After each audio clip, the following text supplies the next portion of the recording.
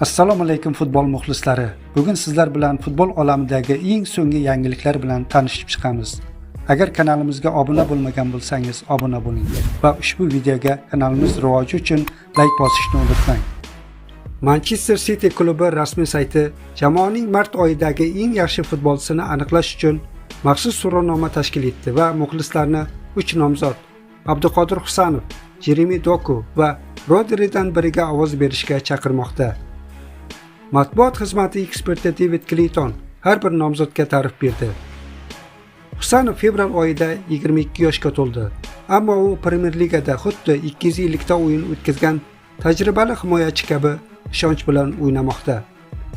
Bizning o'zbekistonlik markaziy himoyachimiz bu mavsumda har gal ajoyib o'yin namoyish etmoqda va har bir uchrashuvdan keyin yanada yaxshilanib borayotgandek ko'rinyapti. Abduqodir to'pni olib qo'yish uchun a'lo darajada to'g'ri paytda tanlaydi. Shuningdek, o'yinni yaxshi tushunish va xavfli vaziyatlarni bartaraf etish qobiliyati bilan ham ajralib turadi. O'zbek jangchisi Abduqodir Husanovning ajoyib tezligi bizning himoya chizig'imiz uchun juda muhim bo'ldi. Bunday tezlikni biz Kyle Walker ketgandan beri ko'rmagan edik. Mart oyida u Yevropaning eng kuchli hujumchilariga qarshi munosib tarzda kurashdi va juda istiqbolli futbolchi ekanini amalda isbotladi. Yanvar oyida u Etihad stadionida oyning eng yaxshi futbolchisi deb topilgan edi. Husanov mart oyida ham bu muvaffaqiyatni takrorlay oladimi? Ovoz berish jarayoni ochiq va so'rovnoma g'olibi 1-aprel kuni Britaniya vaqti bilan soat 17:00 da e'lon qilinadi. O'zbekiston milliy terma jamoasi Xalqaro futbol federatsiyasi FIFAning yangi turniri FIFA Series 2026 musobaqasini muvaffaqiyatli boshlab, Gabon terma jamoasini 3-1 hisobida mag'lubiyatga uchratdi. Endi Fabio Cannavaro shogirdlari musobaqa doirasida ikkinchi uchrashuvni ancha jiddiy raqib Venezuela terma jamoasiga qarshi o'tkazadi.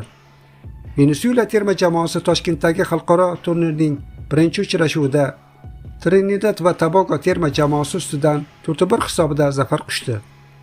FIFAning kuni kecha yangilangan reytingida qiziq holat yuzaga keldi. O'zbekiston milliy terma jamoasi 2 pog'ona yuqorilab, umumiy ro'yxatda 50-pog'onadan joy oldi. Bungacha bu qatorni Venezuela terma jamoasi egallab turgandi. O'zgarishdan keyin Venezuela terma jamoasi ham bir qator yuqorilab, 49-qatorga joylashdi.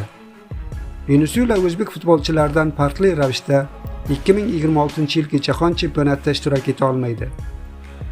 Ularning mundial saralashda keyingi bosqichga chiqish uchun bir necha ochko yetishmadi. Venezuela saralash turnirida Argentina va Braziliya bilan durang o'ynab, kuchli raqiblardan ochko olgani o'ziga yarasha sensatsiya bo'ldi. Biroq Venezuela oxirgi o'yinlarda 3 marta ketma-ket yutqazdi va bu bosh murabbiy Fernando Batistaning ishdan ketishi bilan yakunlandi. Jamoani vaqtincha boshqargan Osvaldo Vizcarrondo keyinchalik doimiy ravishda bosh murabbiy vazifasiga tayinlandi. Venezuela tarkibining qiymati taxminan 71 million yevroni tashkil qiladi. Eng qimmat futbolchi John Aramburu, shuningdek Jefferson Savarin va Cristian Caceres ham bor. 36 yoshli Salomon Rondon jamoaning yetakchi hujumchisi hisoblanadi.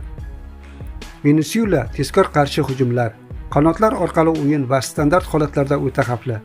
Biroq pozitsion o'yinda muammolari bor. Yangi murabbiydan pressing, to'p nazorati va kombinatsion o'yin kutilmoqda. O'zbekiston uchun bunday o'yinda tempni nazorat qilish, sabrli bo'lish va qanotlar orqali hujum qilish muhim bo'ladi. Venezuelaga qarshi keng maydondan foydalanish, himoyani cho'zish va zonalarda zarba berish samarali bo'lishi mumkin. Venezuela terma jamoasida darvozabon chizig'i esa yuqori darajada emas. Bundan avval O'zbekiston milliy terma jamoasi 2023-yilda Venezuela bilan uchrashgan va o'sha o'yin 1-1 hisobida durang bilan yakunlangan.